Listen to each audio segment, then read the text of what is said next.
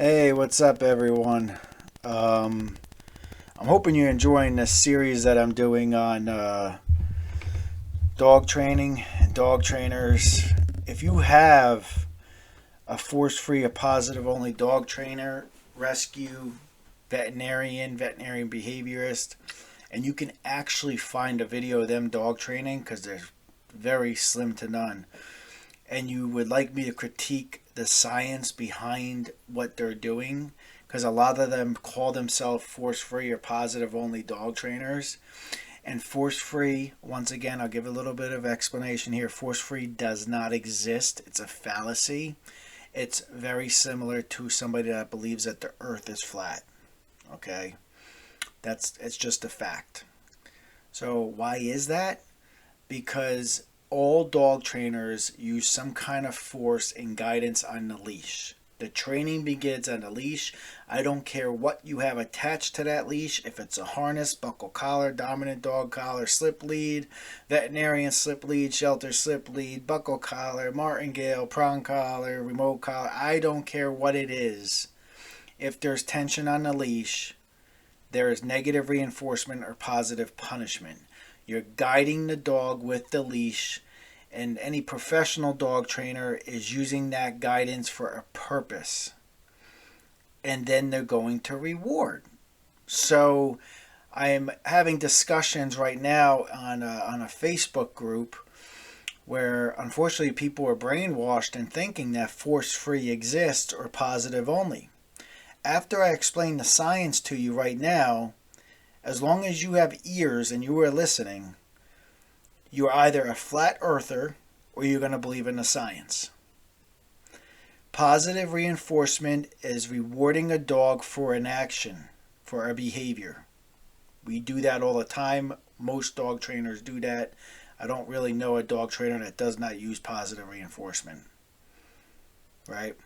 The next one is positive punishment. If you are holding your dog on a leash and you have a harness on that dog and that dog pulls and you stop them from pulling in that direction, congratulations, you just applied positive punishment. You applied an aversive to stop an unwanted behavior, which was pulling in that direction. That's a fact. It's science. There's no way around it. It's not even up for debate.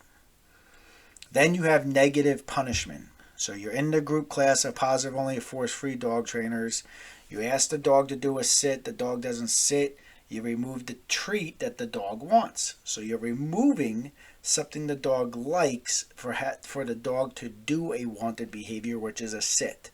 So that's negative punishment.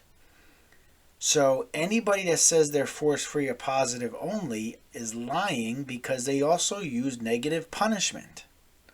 Why would you call yourself that if it doesn't exist? That's like me calling myself a magician, or that I'm some kind of, I can't even make it up. I'm a superhero. Just call me Iron Man for no reason. Just for no reason. Just do it. The other quadrant is negative reinforcement, which all dog trainers use, and force free and positive only, which is you apply an aversive and remove the aversive to have a wanted behavior done. So if you take the dog on a leash and you simply guide them over to the placemat and then remove that tension when they get to the placemat, you applied negative reinforcement. Now, when I just explained the science to you, why would you sit there and continue to say positive only? It does not exist. Force free, because of everything I just said, if there's a leash on the dog, there's force. That's a fact. So if the leash is on the dog, there's no such thing as force free. And I don't know why people and anybody else that says or disagrees with anything I just said does not believe in science. They are flat earth type of people in the dog training world. And they have an opinion, just like the flat earth people do. And this is all based on science and facts. So here I have a video that somebody sent that wanted me to analyze Dr. Ian Dunbar. Now, Dr. Ian Dunbar is probably one of the biggest snake oil salespersons in the dog training world of things. He's kind of like one of the biggest proponents to force onto people and dupe them into believing positive only exists. And how he did that was saying that pack theory didn't exist. So Dr. Ian Dunbar, who never really trained dogs in his life, he never lived it. I always say this example. Who knows more about policing? Somebody that just graduated with a master's degree in criminal justice, or a police officer that was working the streets for 20 years? Please comment below if you want on that. Who knows more about policing? Somebody just graduated with a master's degree in police and criminal justice, or a police officer that's been on the street for 20 years. That's Dr. Ian Dunbar. Never trained any dogs. Writes about a bunch of stuff. So he said that he cafeteria picked what he wanted passed down from the wolf. So he made up this, in his opinion, what was passed down from the wolf. If you have a dog and you see them mark their area, and then you do a little chicken dance, I call it, or a little dance, that's passed down from the wolf. If you see a dog go and sniff another dog's urine on the peed, and then they mark it over it, that's passed down from the wolf. You know, these characteristics are all passed down from the wolf. Dr. Ian Dunbar says that, no, not the pack part though. There's no hierarchy in dogs whatsoever. That's a lie. He doesn't live it. I grew up in a household of 16 dogs. I have 3 successful dog daycares. Sometimes we see 150 dogs a day at one location. He doesn't live it. He doesn't see it. And watch, he has a PhD. Watch his dog handling skills. It's embarrassing. And this is what positively force-free people look up to. In one part of this video, if you don't want to see a dog purposely get scared and fearful and applied positive punishment to them, you may want to turn off the video and stop watching. But Dr. Ian Dunbar purposely puts fear into this dog so it does not go into the street. But he does it in a positive only force-free way. People, start thinking. Start thinking. How much more nonsense are they going to keep feeding you until you wake up and say, you know what, that sounds like a bunch of BS. So here we go. We're going to watch this. I'm going to keep the sound a little low here. Let's see if I could play it. You know, I'm trying to keep it low so you can hear me still. So right there, I want you to watch everything here. He applies slight negative reinforcement from the leash. Right there, bam. A little bit there, bam, it's quick.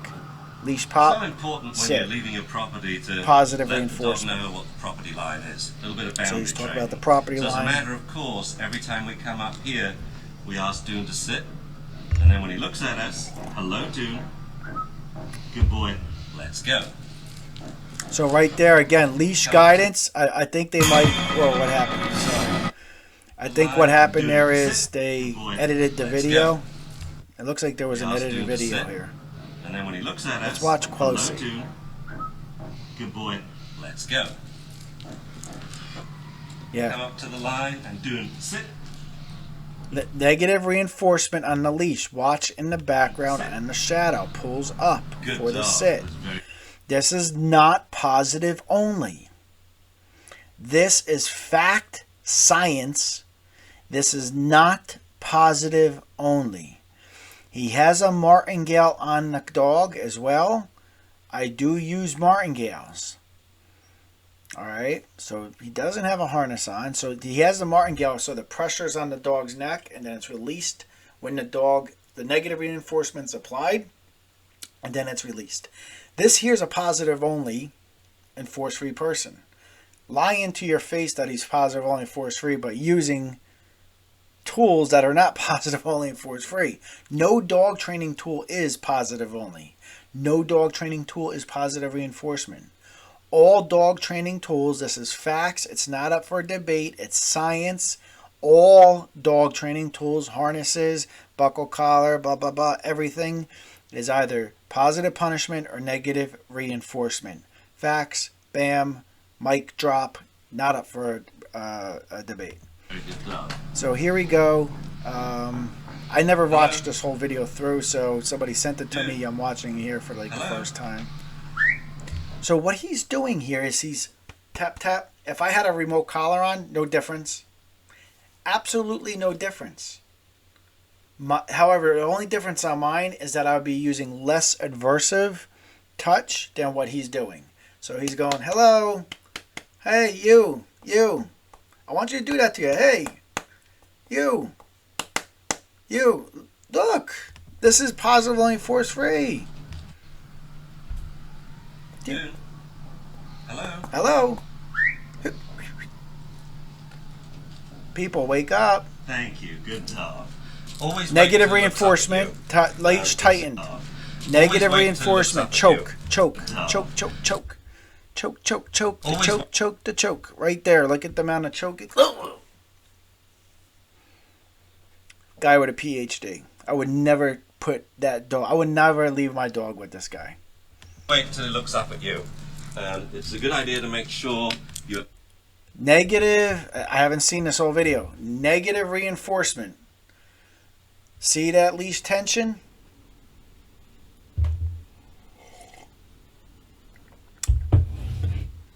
If there's a positive or force-free dog trainer out there, explain to me what that leash tension is and the choking to the dog. I was just on a Facebook group where they're saying that e-collars are positive punishment only. What's that? I want you to think. What is that? Is that positive reinforcement? No. Positive reinforcement is marking a dog for doing a good, wanted behavior. Is that negative reinforcement? You're applying an aversive for a dog to do a wanted behavior and removing that aversiveness when that dog does the wanted behavior. That's what this is here. Negative reinforcement. Have the dog's attention. Now this is positive punishment. The leash is an extension to your hand. So I don't know this dog's name, but the dog wants to go in one direction, and Dr. Ian Dunbar is pulling the dog back. That's this here. Around your neck. So this is my neck. Tight until you get over here. Facts, science, not up for debate. That's what's happening here. Attention before you leave, rather than setting off with no attention at all. There we do it again. More editing, so here we go. He doesn't want him going off this front yard. Oh, good dog. That's very good. Nice. Okay, now we've taught Dune a number of times in a row. He has to stop at the boundary. So this time we're going to set him up. I'm just going to walk straight out in the street and we'll see what he does. Go on, Dune. So, this part I think I seen. He's just going to see what he does. This is a doctor with a PhD. Before going forward, if you're watching this video here, would you just see what your PhD? Would you just see what he does? And please, maybe. Or would you train the dog? Here we go.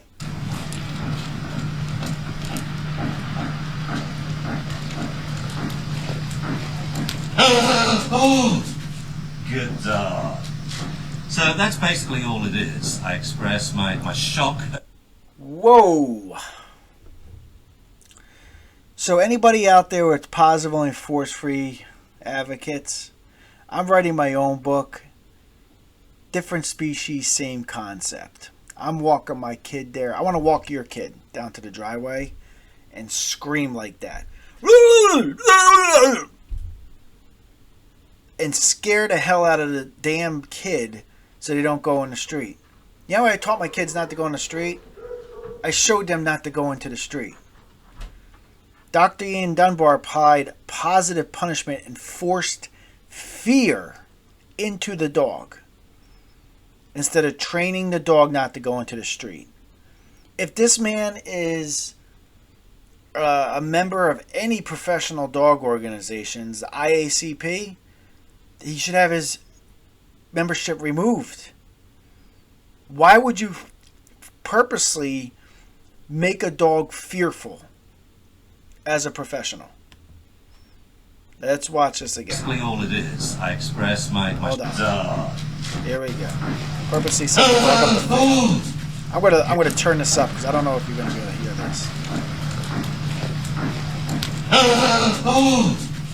Good dog. So that's basically all it is. I express my shock and dismay and instantly do now backpedals to the boundary line. Positive dog trainers and force-free dog trainers are like Dr. Ian Dunbar, and excuse my language here. Let me just sniff your farts. Oh my God, that is the best thing I've ever seen in my life. You are God.